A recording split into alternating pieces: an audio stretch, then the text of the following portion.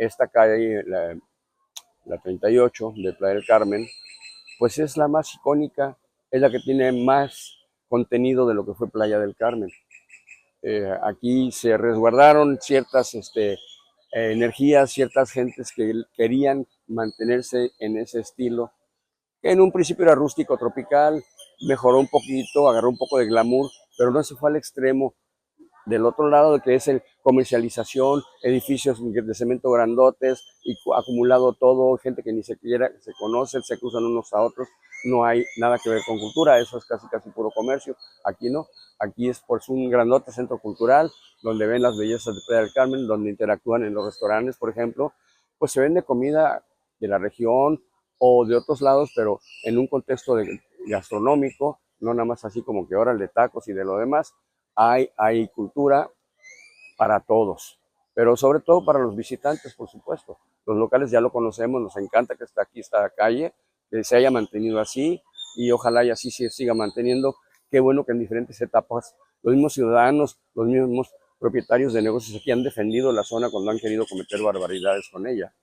Y bueno, pues en realidad esta calle pues no existía, porque Playa del Carmen pues empezó a existir, a tener vida propia en el 1974, cuando se convierte en delegación, antes que era subdelegación, cuando eh, pues no éramos estado, sino en territorio.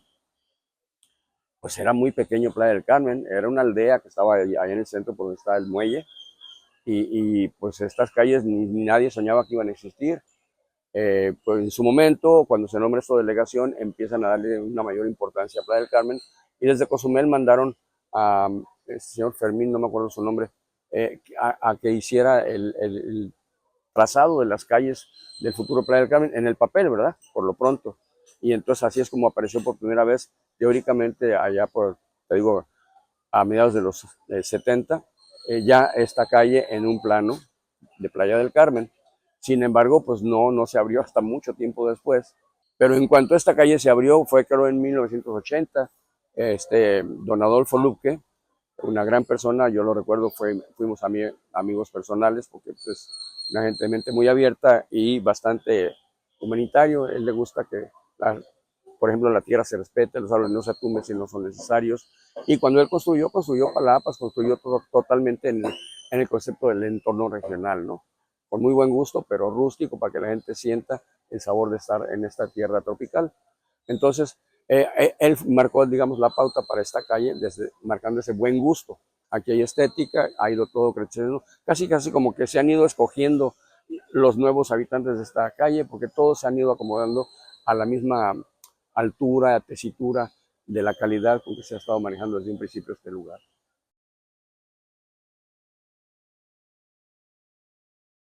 En esa época, estamos hablando de finales de los 80, en esa época yo tenía una empresa de riego agrícola y viajaba mucho a Quintana Roo. Conocí a un funcionario público y un día me fue a visitar a mi oficina de Mérida a ofrecerme un terreno en Playa del Carmen, pero yo no tenía ni idea dónde estaba Playa del Carmen. Hicimos una cita y nos vimos en Playa del Carmen, en un restaurante de Playa del Carmen, y de ahí nos fuimos caminando por la playa para localizar el terreno que el señor quería venderme. Un terreno era 1 hectárea frente al mar, precioso por cierto, con una playa increíble. Y bueno, al regreso a playa caminando, me preguntó qué me había parecido el terreno. Me preguntó si me gustó y le dije francamente sí, sí me gustó. Yo creo que entre lunes y martes ya debo de saber cómo está mi situación económica para decidir es, cómo comprar el terreno. Ok, perfecto.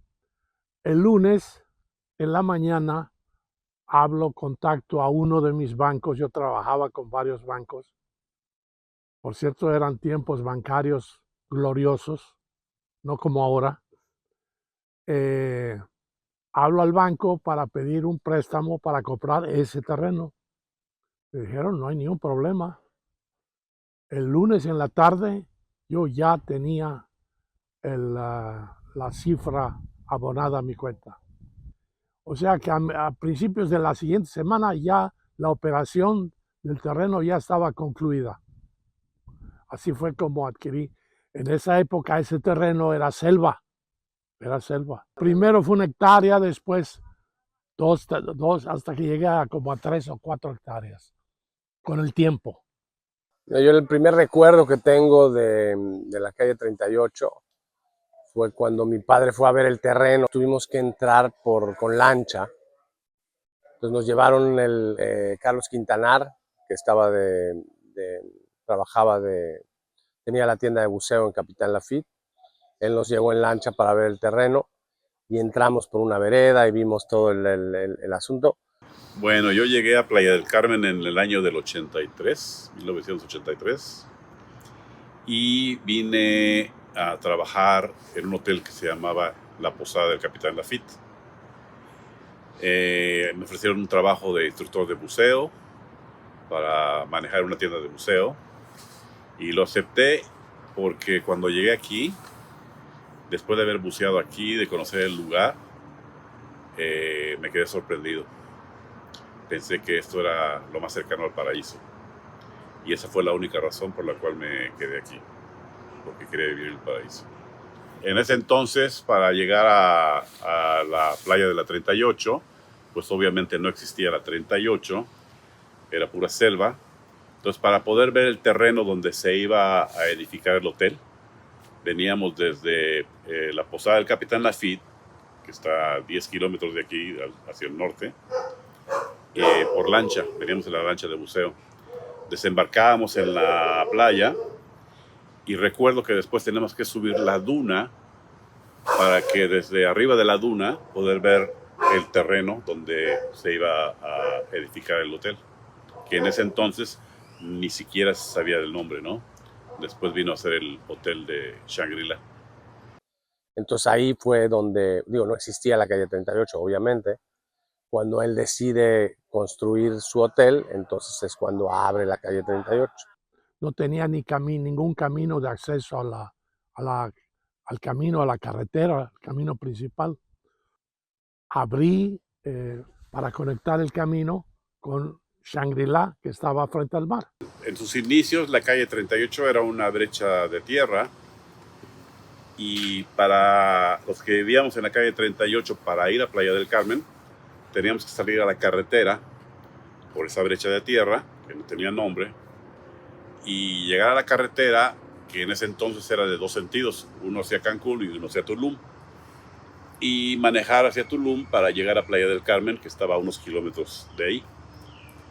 Entrábamos a la avenida Juárez y Playa del Carmen, me acuerdo que empezaba por ahí de la 30, la avenida 30 hacia la playa. De la avenida 30 hacia la carretera no había casi nada.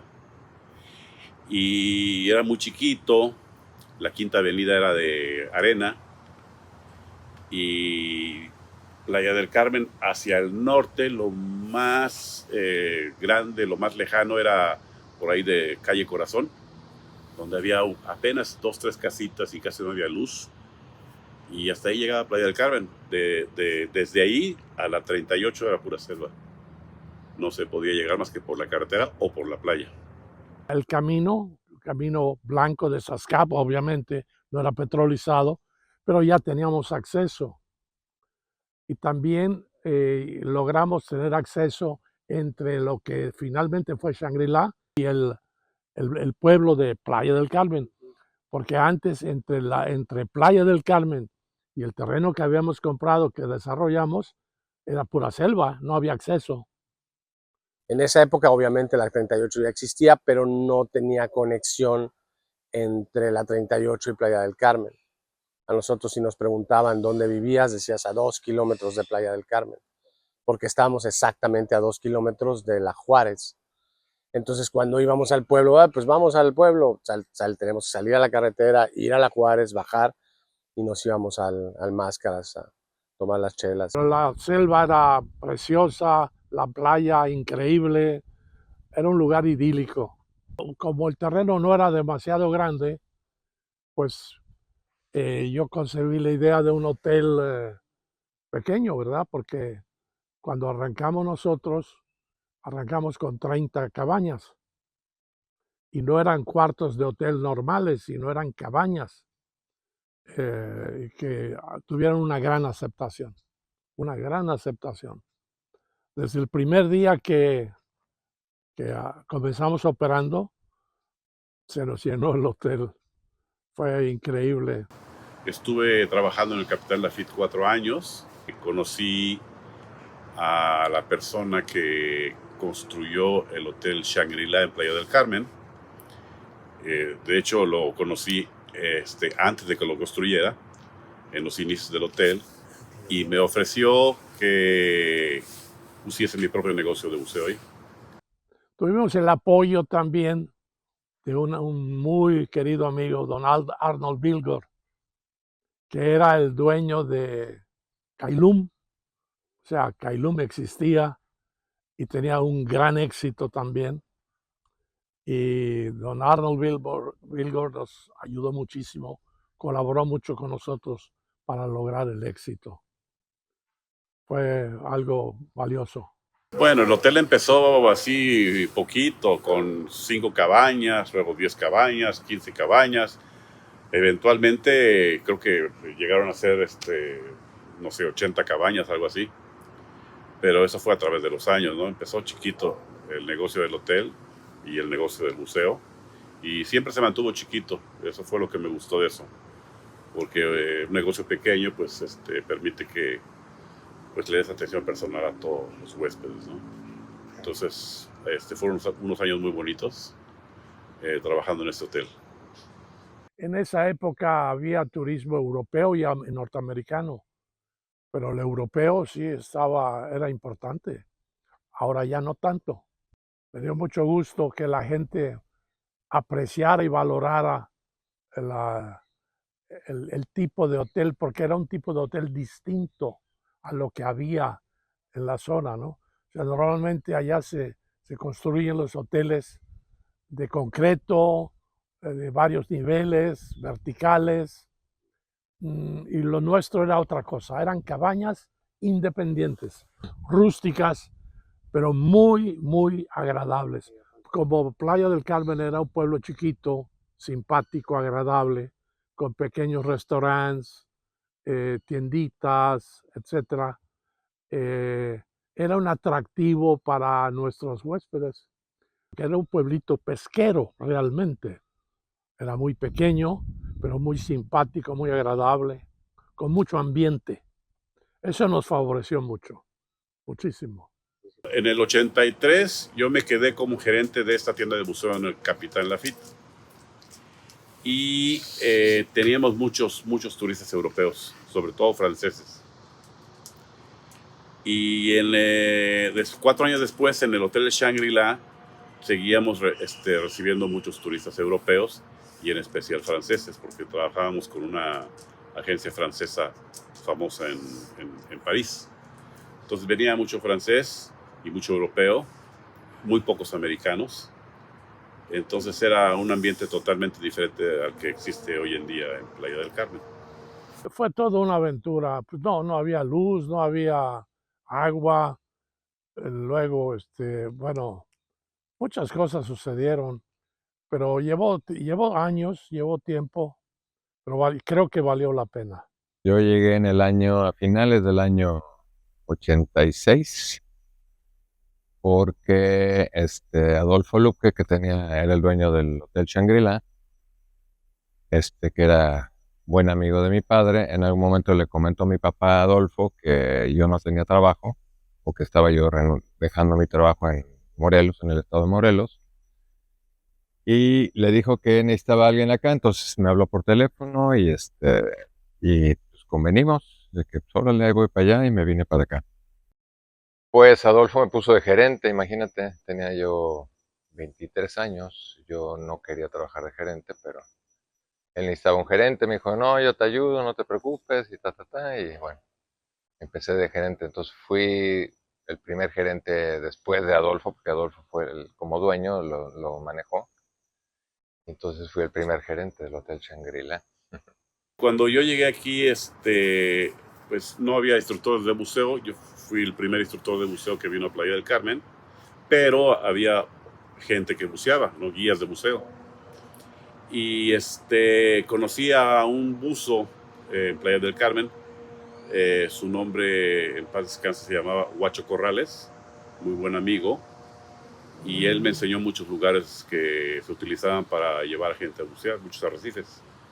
Me hice amigo de los pescadores y tenía unos buenos amigos en Ixcalacoco, unos pescadores, que me contaban también de dónde había más arrecifes y de unos arrecifes que estaban más profundos, que ellos no buceaban porque estaban más profundos, pero que los habían visto desde la superficie, y eso me despertó pues el interés para poder explorar un poco más, y así descubrimos varios arrecifes a 30 metros de profundidad y los empezamos a explorar, a mapear y a nombrar, y obviamente a comercializar para llevar gente a bucear ahí.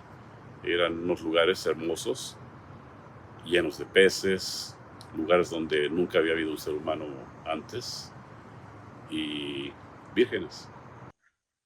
Pues realmente fue una temporada, el hotel se cerraba en el mes de septiembre por cuestiones de huracanes, ¿no? Era la temporada de huracanes y realmente no había nadie, no había movimiento.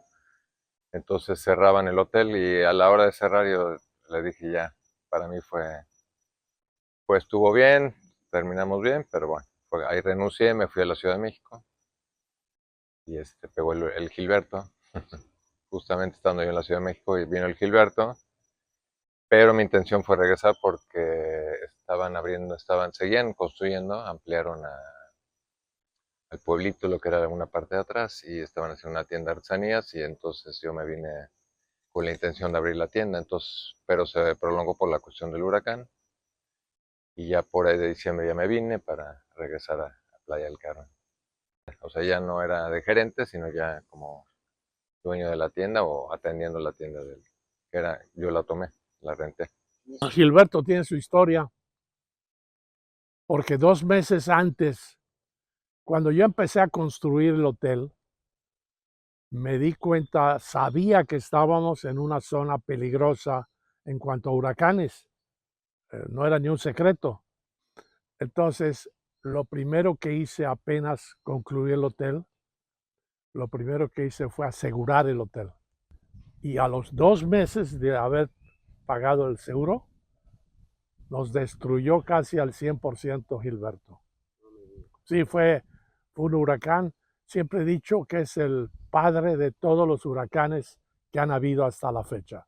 En el 86 entró al ejército y yo regreso porque había pasado el huracán Gilberto y destruyó completamente todo Shangri-La, y mi trabajo pues era ayudar a la limpieza y la reconstrucción y demás. A eso fui para allá antes de irme a estudiar al extranjero. Si no hubiera sido por la idea de haber asegurado el hotel en ese preciso momento, hubiera sido mi ruina total. Pero afortunadamente había recursos económicos, porque la compañía de seguros respondió al 100. Entonces pudimos recuperar, reconstruir el hotel, incluso mejor a como estaba cuando llegó Gilberto, ¿no? El diseño de las cabañas era prácticamente el mismo. O sea, era el cuarto, un cuarto con su baño y su porche en el frente con, digamos, sus hamacas y sus muebles para descansar. Eran muy rústicas, pero muy agradables en las cabañas. Y la tienda la tuve, la verdad es que no me acuerdo muy bien, pero sí unos 3, 4 años seguro. En el Inter, entre Adolfo, mi padre y el señor Guzmán, invirtieron para hacer el Hotel Las Palapas al lado. Y ahí me invitaron a hacer el jardín, entonces fue mi primer jardín grande que hice, y fue todo un reto para mí. La Quinta Avenida la fomentamos un grupito de hoteleros. Nos fuimos, cuando se nos ocurrió, nos fuimos a Chetumal, a una dependencia, a, a despertar el interés por la creación de una Quinta Avenida. Y pues una semana después de la visita que hicimos a Chetumal, una semana después llegaron unos funcionarios a playa, hicimos una reunión y se tomó la decisión de crear la Quinta Avenida. Nos dio mucho gusto. Éramos cuando mucho 5 o 6 hoteleros pequeños, ¿eh? No había ningún hotelero importante, ninguno. Pero nos oyeron y siguieron nuestro consejo, pues sí, nuestra opinión, y se creó la Quinta Avenida, que fue un destape para Playa del Carmen enorme, enorme. Si antes era importante, bueno, no era tan importante porque volvemos era una aldea de pescadores, pero con mucho ambiente, muchísimo ambiente. La gente lo disfrutaba intensamente. Llego como gerente en el 94. Mi padre agarró sus cosas, empacó todo en su camioneta, me dio la bendición y se fue. Y ahí me quedé, digo, y ahí se armó el famosísimo Dream Team, que era, digo, Firi estaba en recepción, Jack en ventas y reservaciones, Pedro Gómez estaba de división cuartos, y Pedro era también bastante todólogo, división cuartos, jardinería, y me ayudaba con la cuestión de relaciones públicas. Y Sliman Gestal, que en alimentos y bebidas. Entonces sí, hicimos un trabajo muy, muy padre, porque en esa época Shangri-La tenía, que será 35 habitaciones, más o menos. Y tuvimos la suerte que don Trino Molina tenía un terreno al lado del de nosotros, y en ese momento estaba como en un pleito legal con alguna persona por ahí, y le prometió a mi padre vendérselo cuando ganara el pleito. Y dicho y hecho, el señor ganó el pleito y le habló a mi padre y le vendió el terreno. Y entonces logramos expandir el hotel de 120 metros de playa que tenía a 240 metros de playa, y el hotel terminó con 131 habitaciones. Estamos hablando en un periodo de 10 años, que fue lo que tardó en desarrollarse. Y empecé a tener mi vivero, hice colección de plantas de la selva, traje semillas. Me dediqué mucho a la vegetación nativa, cuando en este momento pues, la gente aquí no quería plantas, el flamboyán y que el almendro y cosas que realmente no son de acá, que se han usado mucho acá, pero que no son originarias de acá.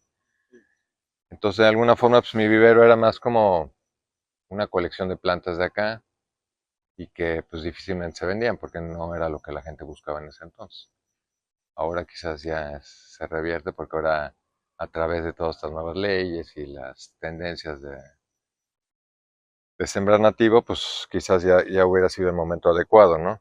Sigo teniendo el vivero y todo, pero bueno. Pues bueno, el concepto, te digo que tenía la tienda yo en el Hotel Las Palapas, y de alguna forma ya no estaba yo como que muy a gusto con andar vendiendo y comprando, ¿no? Entonces, tenía yo ya un viverito, ya tenía mi vivero cerca de la casa, no lo podía atender, entonces dije, bueno, ¿por qué no hacer un negocio? La idea al principio fue poner en el terreno que yo estaba, que no es donde está ahorita la cueva, donde yo vivía antes, que era al lado, era abrir hacia la calle una barrita para hacer jugos, y que la gente pudiera entrar y ver las plantas, o sea, como combinar, ¿no? O sea, un poco de cuestiones de alimentos con el vivero. Mi padre compra el terreno de al lado, que había sido ocupado, o sea, por el dueño original, y hizo esa casa donde después tú estuviste abajo. Y entonces está la opción de ese terreno. Ese edificio lo ha construido el el dueño del terreno, que no nos lo quiso vender porque le subió el precio y mi papá dijo, no, ya no estamos jugando, ¿no? Habíamos llegado a un precio y cuando fui con mi papá y regresé, me dice, no, ya quiero más. Y, bueno, mi papá dijo, ya no. Él, no sé, agarró, cerró el terreno, bardeó. Fue como un impacto ahí para la comunidad porque todos vivíamos ahí muy libres, abiertos.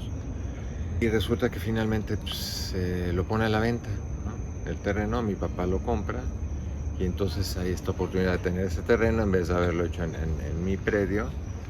Y entonces nace mi segundo hijo Tomás, y a partir de que nace Tomás, pues digo, o sea, había vendido mi tienda en el hotel, Las Palapas, tenía un capital, pero ya después de un rato de no andar chambeando, dije, no, pues ahora sí que tengo que construir, si no me lo voy a acabar. Y empecé a construir la cueva. Entonces todo muy orgánico, muy sin planes, todo como me venía, ¿no? O sea, como mis sueños que... El fenómeno, yo lo considero como el fenómeno Shangri-La, porque el Hotel Shangri-La se crea y empieza a atraer gente. Pero gente, obviamente, no estamos hablando de turismo, estamos hablando de los que trabajan, los empleados. El primer gerente fue Wolf. Entonces Wolf llega de gerente, está de gerente, y luego se queda. Carlos Quintanar, que tenía su dive shop en Capitán Lafitte, llega y pone su dive shop en Shangri-La, compra un terreno en la parte de atrás y se queda también. Ahí se construye una casa, Carlos y se la renta Wolf. Entonces vivía Wolf allá, todo se empieza a armar una pequeña comunidad. Y así van llegando, así llegó Pedro, así llegó Dani, así van llegando todos.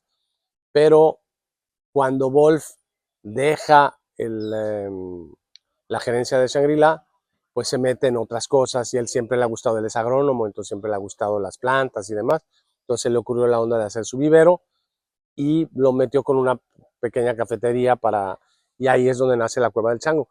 El nombre de la Cueva del Chango es muy chistoso porque nosotros cuando ya éramos un grupito que vivíamos allá, de repente el gobierno quiere entrar y hacernos una avenida y destruir toda la calle y nosotros nos opusimos, pusimos todos nuestros coches en la entrada y no dejamos que entraran las máquinas. Las cosas que le da valor a este lugar es que los mismos propietarios, los residentes, la gente de aquí, ha defendido esta calle para que no la conviertan en una cosa comercial, con mucho tráfico, con de todo, que sea turística, de bajo impacto, y pues que se le respete su estilo, su forma, inclusive lo orgánico, porque pues ese amate que querían tumbar más grandote de aquí, que lleva no sé cuántos cientos de años ahí, a alguien se le había ocurrido que porque estorbaba había que tumbarlo, y la gente de aquí se sumó y dijo, no, de aquí no pasan, esta no lo tumban, y ahí está, qué bonito, porque es algo icónico de este lugar, ese arbolote. Pues bueno, esa calle siempre fue una calle bellísima porque es la bajada al mar, ¿no? Y esa fue originalmente una terracería que hizo Adolfo como acceso al Hotel Shangri-La. Y era un camino bellísimo porque era puro monte y veías venados y cualquier tipo de animales siempre. Hasta que obviamente pues en lo que se empieza a desarrollar playa, pues se desarrolla la parte de atrás y bueno, un poquito... Nosotros que llevamos ya varios años allá, pues un poquito como resentidos con lo que estaba pasando, ¿no? Que estaba cambiando y lo que era la selva y la vegetación pues estaba siendo transformada en casas y no sé, la Gonzalo Guerrero primero, después la Sacilja. Entonces sí fue un golpe fuerte hasta que en algún momento quisieron abrir la calle hasta abajo, ¿no? Entonces llegaron con bulldozers y querían tumbar todo y dijimos, bueno, a ver, entre todos los que vivíamos ahí nos salimos con los niños, los coches y frenamos ahí el que siguieran y sí se frenó, ¿no? Finalmente, pues ahí empezamos a unirnos, a decir, pues no queremos que esto suceda porque tampoco tenía un sentido, ¿no? No era un sentido de una calle que llegaba únicamente al Hotel Shangri-La y no se requería una avenida, ¿no? Y entonces ahí tuvimos muchos años ahí defendiendo el lugar, obviamente no nada más, sino también haciendo propuestas, ¿no? Entonces finalmente hicimos una asociación civil, nos juntamos y empezamos a hacer un proyecto, o sea, y siempre en contacto con las autoridades, que nunca hubo una respuesta como la que queríamos, pero siempre como que se logró apaciguar esa parte, ¿no?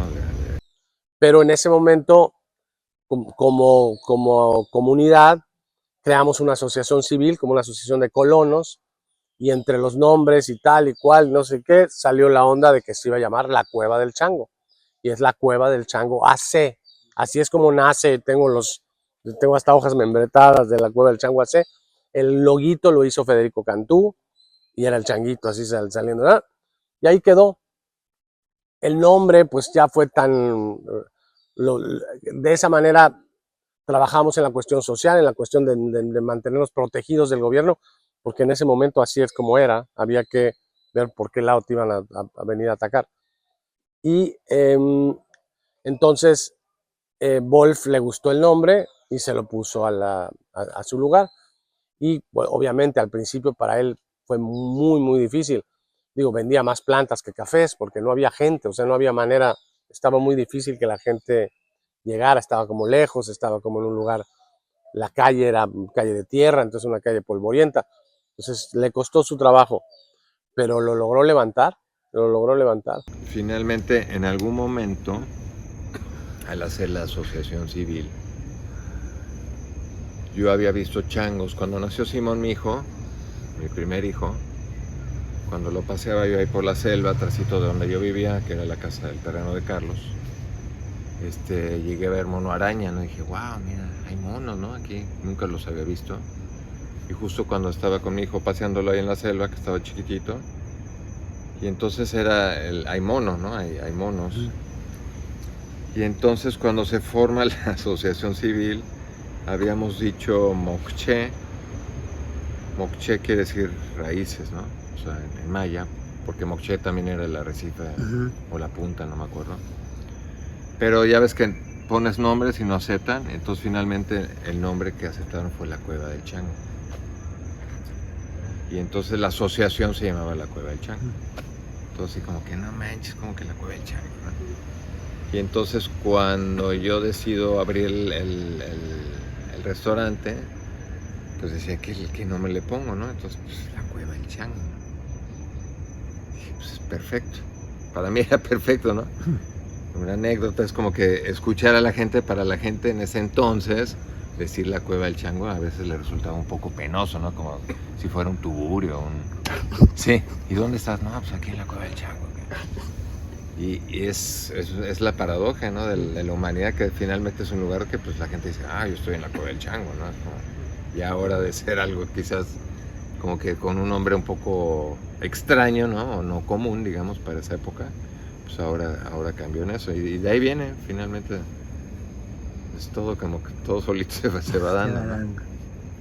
La Cueva del Chango nace por las cuevas que hay aquí atrás, por los cenotes. De ahí viene. Hicimos una asociación civil precisamente con el tema de la calle y había que buscarle nombre a la asociación civil.